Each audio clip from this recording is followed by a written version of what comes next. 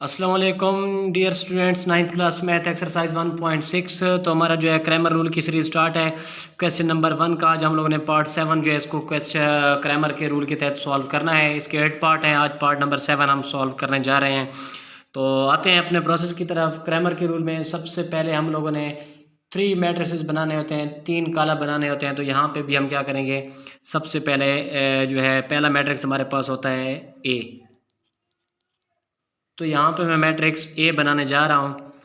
ए की वैल्यूज़ मेरे पास क्या होंगी, पहला कोएफिशिएंट है 2, उसके बाद है -2, फिर मेरे पास है -5 और ये मेरे पास है -2।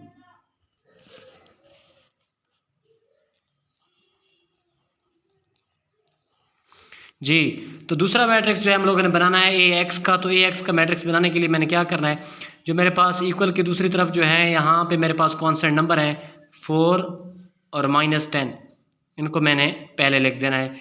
और एक्स का मैट्रिक्स जब हम बनाते हैं तो साथ में हम वाई वाला डिजिट लिखते हैं। तो वाई के साथ क्या है -2 और यहाँ पे भी है -2। जी, तो ये हमारा ए एक्स रेडी हो गया। अब हमने थर्ड मैट्रिक्स बनाना है ए वाई।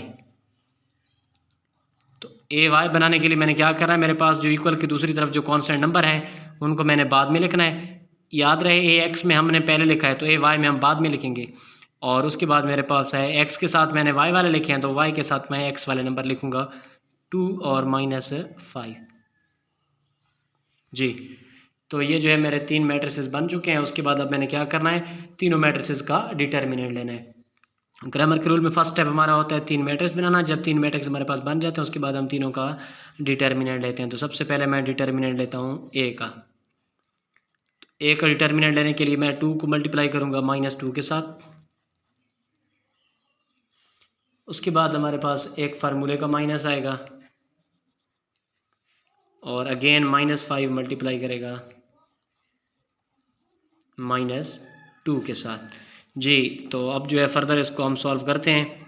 2 मल्टीप्लाई करेगा -2 के साथ तो -4, ये माइनस मल्टीप्लाई करेगा माइनस के साथ तो minus minus plus, plus minus minus, और 5 मल्टीप्लाई करेगा 2 के साथ तो हमारे पास आ जाएगा 5 2 10।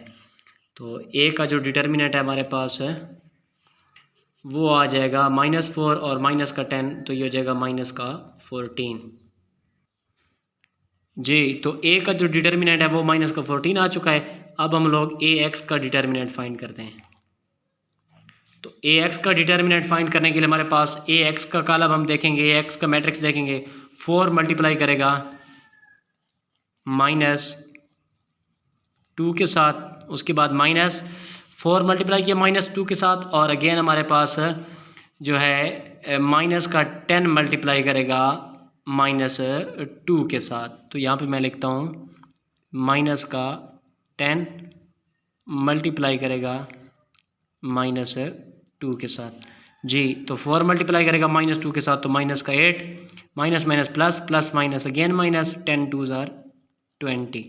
तो -8 और माइनस का 20 हमारे पास आ जाएगा -28। ये मेरे पास ए एक्स का डिटर्मिनेंट आ चुका है। जी, तो अब हमने थर्ड डिटर्मिनेंट निकालना है ए वाई का। क्योंकि हमने 3 मैट्रिक्स बनाए हैं तो अब तीनों के डिटर्मिनेंट फाइंड करते हैं। तो ए वाई का जो है डिटर्मिनेंट हम निकालते हैं। एक हमारे पास ए वाई का मैट्रिक्स है 2 मल्टीप्लाई करेगा -10 के साथ माइनस, और 4 मल्टीप्लाई करेगा -5 के साथ। जी, तो 2 को मल्टीप्लाई करेंगे -10 के साथ तो -20, ये माइनस और ये माइनस सरब करेंगे तो हमारे पास प्लस हो जाएगा, और 4 को मल्टीप्लाई करें 5 के साथ तो 20। तो इट मीन्स कि ए वाई का जो हमारे पास डिटर्मिनेंट है वो -20 प्लस का 20 = 0। जी, तो 2 स्टेप हमारे कंप्लीट हो चुके हैं। अब हम आते हैं अपने थर्ड स्टेप की तरफ, जिसमें हम लोगों ने क्या करना होता है, हमारा सिंपल सा काम है, हमने एक्स और वाई का आंसर निकालना है। तो एक्स फाइंड करने का हमारे पास फार्मूला है ए एक्स का डिटर्मिनेंट ओवर ए का डिटर्मिनेंट, और वाई का आंसर फाइंड करने का हमारे पास फार्मूला क्या होगा, ए वाई का डिटर्मिनेंट ओवर ए का डिटर्मिनेंट, यानी कि ए वाई का मकता और ए का मकता। तो यहाँ पे मैं एक्स का आंसर निकाल रहा हूँ। ए एक्स का डिटर्मिनेंट जब मैंने निकाला था तो कितना आया था, -28। तो यहाँ पे मैं लिखूँगा -28 ओवर ए का डिटर्मिनेंट मेरे पास कितना आया था, -14।